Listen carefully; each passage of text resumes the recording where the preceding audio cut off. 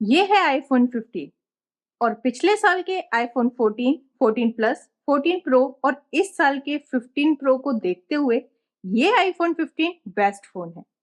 ये कोई unboxing video नहीं है, वो पहले ही आ चुकी है जिसका लिंक डिस्क्रिप्शन बॉक्स में है। मैं hardcore pixel and Samsung user हूँ और कुछ लोग तो मुझे सैमसंग गर्ल भी बोल चुके हैं। आईफोन 15 को मैं पिछले 4 दिन से यूज कर रही हूँ और मैंने अपने पिक्सल को स्विच करने का सोच लिया है।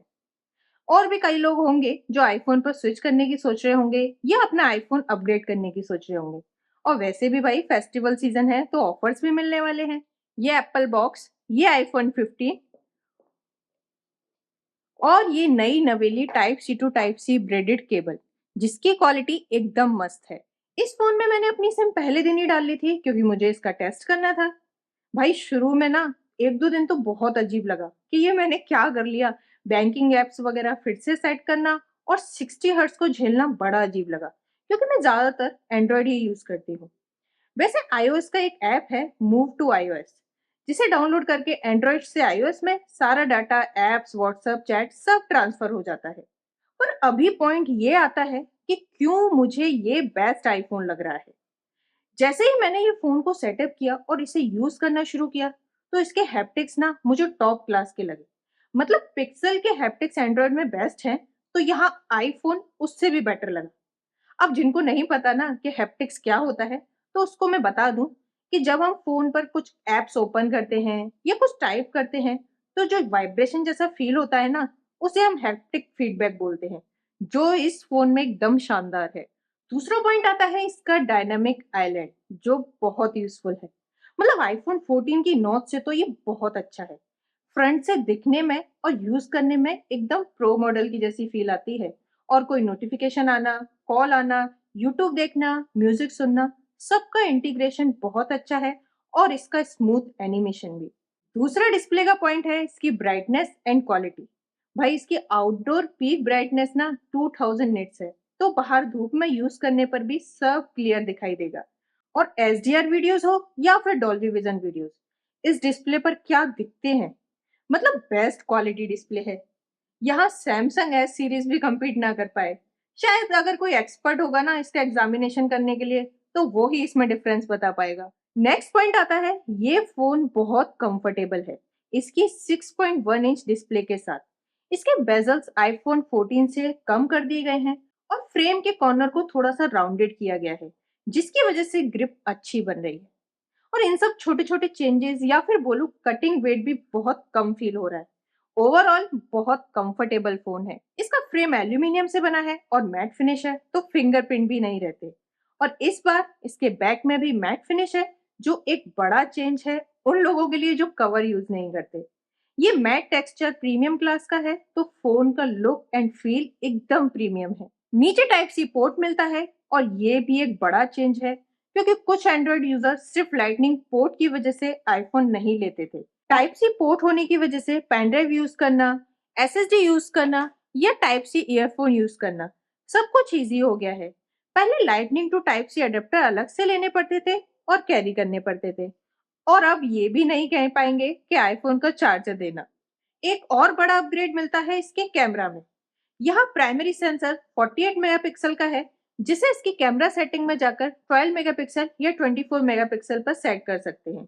मैंने इसे 24 मेगापिक्सल ही रखा है क्योंकि इससे फोटो बहुत अच्छे आ रहे हैं और जूम करने पर भी डिटेल बराबर है। और ये फीचर लास्ट ईयर के प्रो फोन्स में भी नहीं था, जबकि वहां भी 48 मेगापिक्सल का मेन सेंसर है। सेंसर के अलावा नेक्स्ट जनरेशन एसडीआर प्रोसेसिंग भी है, वो भी एकदम टॉप क्लास है, जो 14 प्रो मैक्स फोटोज को भी पीछे छोड़ रही है। इस 48 मेगापिक्सल सेंसर की हेल्प से एप्पल ने 2x जूम का फीचर भी दिया है, जो पोर्ट्रेट फोटो खींचने के लिए एकदम बेस्ट है। वैसे डिजिटल जूम लग होगा, लेकिन इसकी क्वालिटी ऑप्टिकल जूम जैसी ही है। फिर भी कभी कभी एज डिटेक्शन प्रॉपर नहीं होता। अगर आप नॉर्मल मोड में भी फोटो खींच रहे हैं तो एप्पल इसमें दोनों सेंसर यूज कर रहा है, जिससे नॉर्मल मोड को बाद में हम पोर्ट्रेट मोड में भी चेंज कर सकते हैं। और ये फीचर ना इसके लास्ट ईयर वाले प्रो मैक्स में भी नहीं था। अल्ट्रा वाइड फोटोज भी बहुत सही हैं, यहाँ भी डिटेल, एसडीआर सब परफेक्ट है। फ्रंट कैमरा से भी फोटो मस्त आते हैं। सेल्फी पोर्ट्रेट की क्वालिटी एक नंबर है। और ये फोन ना जैसे एप्पल या गूगल सच्चाई दिखाते हैं, और किसी को अगर गोरा करने वाले फोन चाहिए तो भाई ये उनके लिए नहीं है। अगर वीडियोस की बात करूं तो आईफोन नंबर 1 है इस फील्ड में। बड़े बड़े YouTubers, bloggers, short movies maker iPhone ही यूज करते हैं, तो यहाँ तो कोई डाउट ही नहीं है। इसका परफॉर्मेंस टॉप नॉच है। यहाँ एप्पल बायोनिक A16 का यूज कर रहा है, जो लास्ट ईयर 14 प्रो मैक्स में था। गेमिंग करनी हो या वीडियो एडिटिंग, जो आसानी से कर सकते हैं। बहुत ही कम लोग होंगे जो इस प्रोसेसर की पावर को अच्छे से यूज कर पाते होंगे, जैसे हार्डकोर गेमर या एडिटर। नॉर्मल यूज के लिए 5 से 6 साल तक तो कोई इश्यू नहीं होने वाला। iOS 17 यहाँ अच्छे से ऑप्टिमाइज्ड है, मुझे कोई बग नहीं मिला। अब बग मतलब यहाँ सॉफ्टवेयर में कोई प्रॉब्लम नहीं, जैसे कोई भी ऐप इजीली ओपन होना या हैंग हो जाना। यहाँ लॉक स्क्रीन कस्टमाइजेशन बहुत अच्छा है।